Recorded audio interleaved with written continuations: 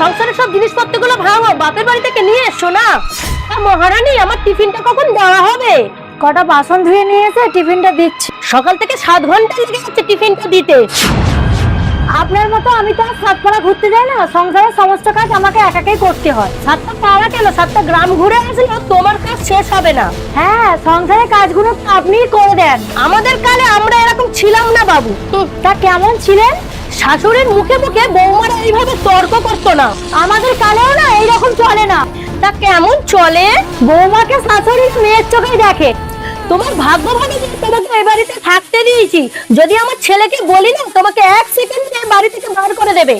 আচ্ছা, আপনি আপনার এই ভুল ধারণা নিয়েই জীবনযাপন করুন। আপনি কি ভাবছেন আপনার ছেলে আমাকে ভালোবাসে না? ও আমার ছেলে, ও আমাকে বেশি ভালোবাসে। আমি যেটা বলবো সেটাই করবে। ঠিক আছে, আপনার ছেলে আজকে বাড়ি আসুক। কে কাকে কতটা বেশি ভালোবাসে সেটা আজকেই যাচাই হবে। ঠিক আছে, তাই হবে।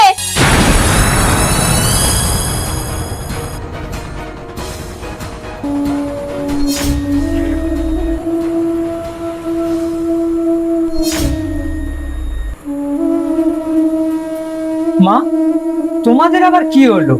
তুমি এখানে মুখ ভার করে বসে আছো, ও ওখানে মুখ ভার করে বসে আছে। কি হয়েছে তোমাদের? খোকা, তোকে একটা ফয়সালা করতেই হবে।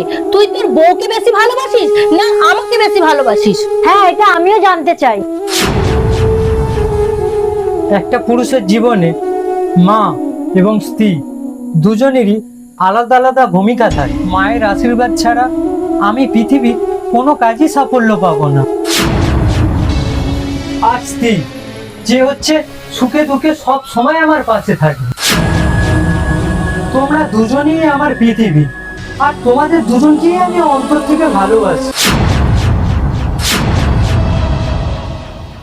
কিন্তু তোমরা যা শুরু করেছো, আমার মনে হচ্ছে কিছুদিনের মধ্যে এই বাড়িটা নরক হয়ে উঠবে।